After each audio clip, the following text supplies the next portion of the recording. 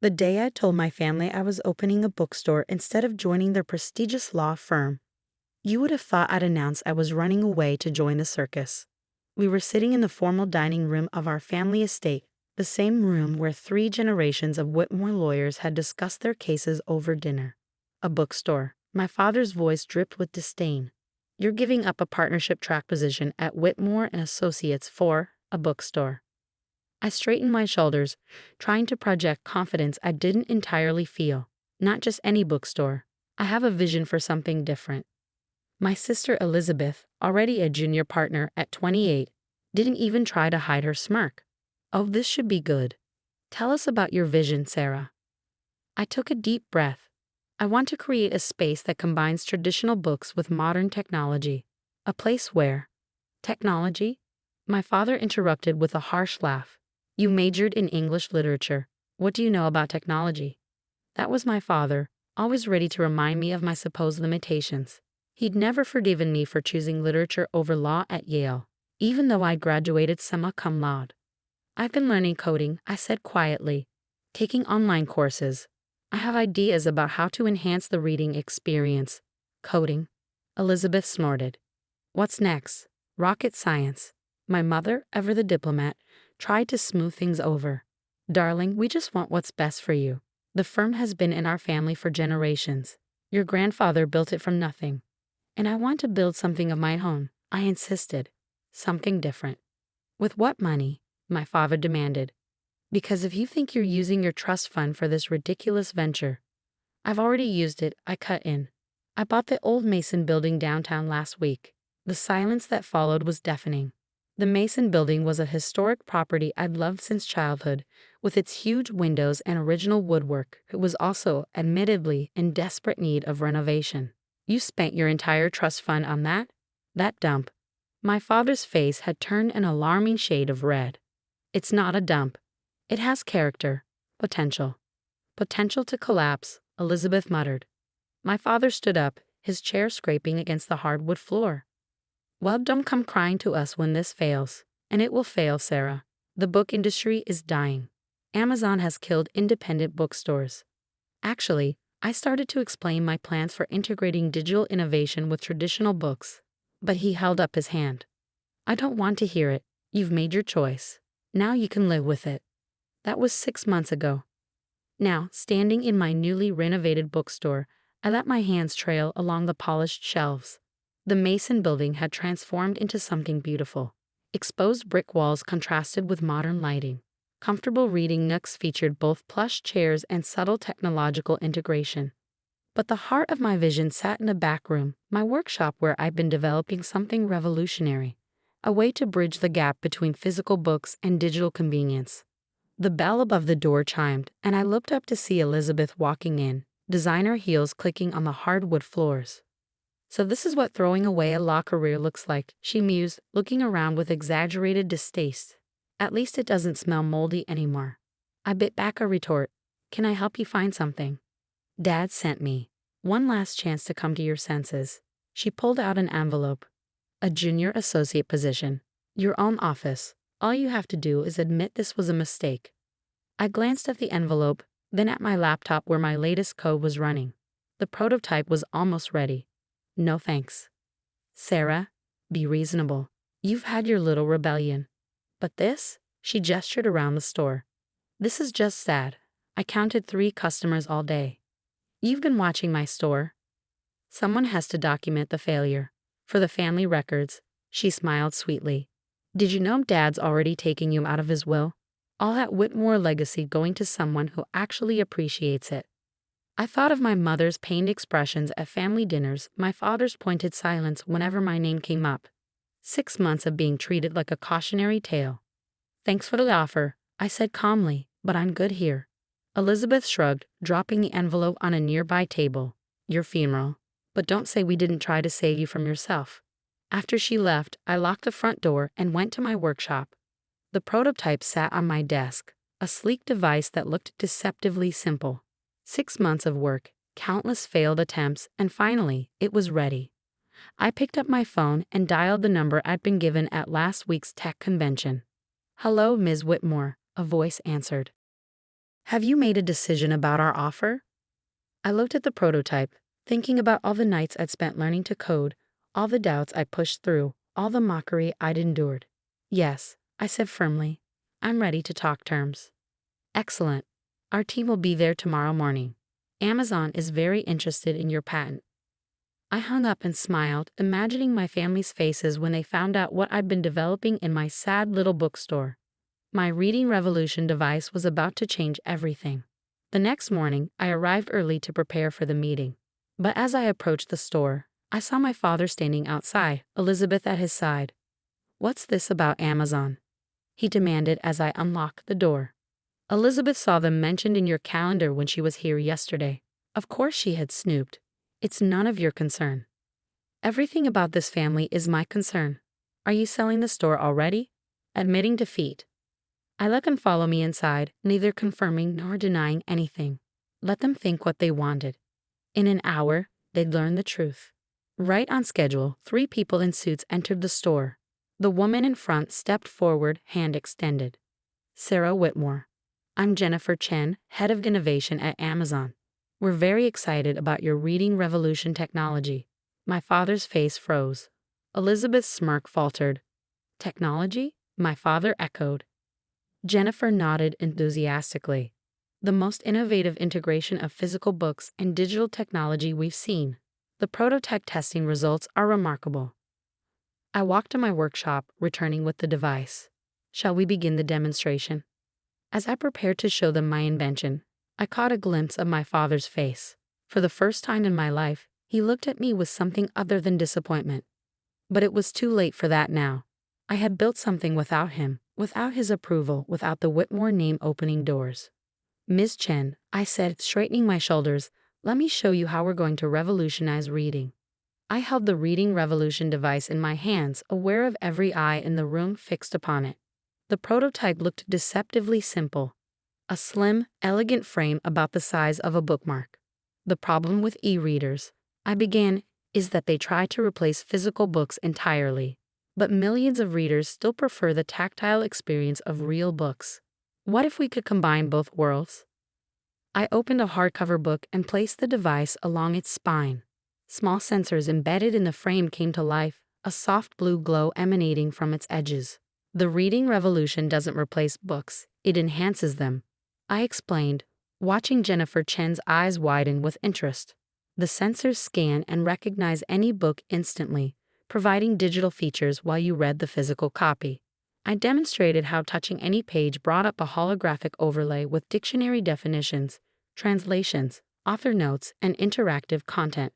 The device synchronized with a smartphone app, allowing readers to save quotes, make digital notes, and share passages without damaging the book.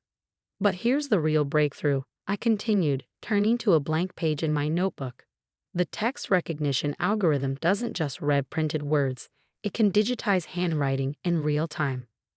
I wrote a sentence and instantly it appeared in the companion app, perfectly formatted and editable. Imagine the applications: students taking notes, writers drafting stories, businesses digitizing documents, all while maintaining the natural feel of writing on paper. Jennifer Chen stepped forward, examining the device closely. "And the battery life?" "Solar-powered with a minimal energy footprint, the frame charges itself from ambient light. Processing power, all cloud-based. The device itself is just sensors and display technology. Everything else happens on Amazon's servers, assuming we move forward with the partnership." My father cleared his throat. "Surely you'll need legal representation for any potential deals." The lawyer in him was already calculating billable hours. "Actually," I smiled, "I've already retained counsel. Morrison and Beck are handling the patent and negotiations." Elizabeth's jaw dropped. Morrison and Beck was our family firm's biggest competitor. Jennifer Chen pulled out a folder. "We've reviewed the patent applications. Frankly, Ms. Whitmore, your technology could transform how people interact with physical books. Amazon is prepared to make an offer." She wrote a number on a piece of paper and slid it across the table. My father, unable to contain himself, peered over my shoulder. I heard his sharp intake of breath. $50 million for the patent rights, plus ongoing royalties and a development position leading the project at Amazon. That's just the initial offer, Jennifer added. We're very eager to work with you. Elizabeth grabbed the paper, her face turning pale. This is impossible. You're an English major. You can't even code. I thought about all those nights learning Python and Java, the online courses, the tutorials, the trial and error. Actually, I can. I just never told you because you never bothered to ask what I was doing. But, Elizabeth stammered. Perhaps, Jennifer interrupted smoothly, we could continue this discussion privately, Miss Whitmore. I nodded. Of course. Dad, Elizabeth, thank you for stopping by. I'm sure you can find your way out. Now wait just a minute. My father started, but I held up my hand. No, you made your position clear 6 months ago. You didn't want to hear about my plans then. You don't get to be part of them now. After they left, the negotiations moved quickly. Jennifer's team was thorough, examining every aspect of the technology. By lunch, we had moved to Morrison and Beck's offices to finalize the details. As the lawyers worked on the contracts, my phone buzzed constantly with messages from family members. Word had spread fast. Mom, darling, we should celebrate as a family tonight. Elizabeth, we need to talk. You can't trust outside lawyers with family business. Dad, I've cleared my schedule. Let's discuss how the firm can help protect your interests. I turned my phone off. Late that evening, after the contracts were signed and the Amazon team had left, I sat alone in my bookstore. The Reading Revolution prototype glowed softly on my desk, the last one I owned before production began under Amazon. The bell chimed. I looked up to see my grandfather walking in. Grandpa Jack, what are you doing here? He smiled, easing himself into one of the reading chairs. At 85, he was still sharp as ever. Thought I'd come see this revolutionary technology for myself. I brought the device over, showing him how it worked. His eyes twinkled as he tested each feature. You know, he said finally, I never told anyone this, but I didn't want to be a lawyer either. I stared at him. Grandpa Jack had founded Whitmore and Associates 50 years ago. I wanted to be an architect, he continued. Design buildings, create something new. But my father insisted on law school. He looked around the beautifully renovated Mason building. You did what I couldn't, followed your dream, built something of your own. They all thought I was crazy, I said softly. Sometimes crazy is exactly what you need to be. He pulled out an old envelope. I want you to have this. Inside was a deed. I gasped as I read it. The Sussex Building. But that's your pride and joy. The Sussex Building was the most prestigious office space downtown, home to dozens of high-end law firms, including one of Whitmore and Associates' largest offices. Consider it an investment in your future, he smiled. I hear you might need a bigger space for your technology company. But Dad, the firm, can find new offices. It's time for some changes. He squeezed my hand. Show them what crazy dreamers can do. The next morning, I called a family meeting at my bookstore, not the family estate. They filed in one by one. Mom, Dad, Elizabeth, even my younger brother Michael, who was in law school. Thank you for coming, I began. I have several announcements. I outlined the Amazon deal, the plans for worldwide distribution of Reading Revolution, and my new role as head of the development team. Then I dropped the real bombshell. I'm converting the Sussex Building into the headquarters of Whitmore Innovation Labs. We'll be developing new technologies to bridge the digital divide in education, publishing, and communications. The Sussex Building. My father exploded. That's impossible. The firm's offices have 6 months to relocate. I finished calmly. Grandpa Jack signed over the deed yesterday. Elizabeth sank into a chair. This can't be happening. Oh, it's happening. And one more thing. I'm establishing a scholarship fund for English majors interested in tech development.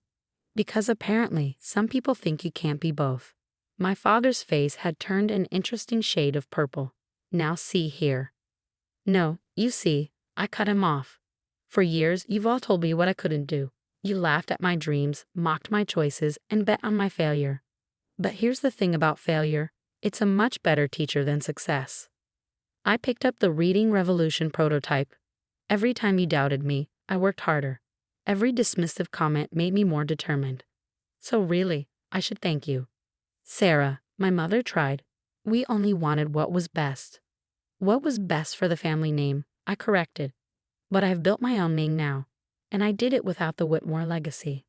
Michael raised his hand tentatively. So, about law school. I smiled at my younger brother. Let me guess. You'd rather be doing something else. He nodded. Computer science, actually. But Dad said, I'll be hiring developers soon. I cut in. Internship applications open next month. Michael's face lit up. Our father looked like he might faint. This is our legacy now, I told them. Not just law books and billing hours, but innovation, creativity, and change. You can either be part of it or watch from the sidelines. Your choice. I walked them to the door, pausing as they filed out. Elizabeth lingered last. I was wrong, she said quietly, about everything. I was jealous of your courage to be different. I studied my sister, always perfect, always following the rules. It's never too late to change course. Even for a stuck-up lawyer? Well, I am going to need good legal counsel for my tech empire. She smiled, a real smile this time. Morrison and Beck isn't the only game in town. No, I agreed. But any lawyer I hire needs to understand one thing. We're building something new here. Something that doesn't fit in old boxes. After they left, I stood in my bookstore, my first creation, my leap of faith. The place they had all laughed at was now the birthplace of a technology revolution. My phone buzzed with a message from Jennifer Chen. Wall Street Journal wants an interview. Ready to tell your story? I looked around at the books lining the shelves, each one waiting to be enhanced by my invention. Stories had always been my passion, first reading them, then selling them, and now transforming how people experience them. Ready, I texted back. The bell chimed again. Grandpa Jack walked in, carrying blueprints of the Sussex building. Thought you might want to see my old architecture sketches, he winked, for inspiration. I hugged him tight. Thank you for believing in me. No, he smiled. Thank you for believing in yourself. Together, we spread the blueprints across my counter, dreamers across generations, planning the next chapter of our story. Outside, the sun set behind the Mason building's restored facade, casting a golden glow through the windows. Sometimes the best revenge isn't proving others wrong, it's proving yourself right. My little bookstore had become more than just a place to sell books. It was where I discovered who I really was, what I could really do. And this was just the beginning.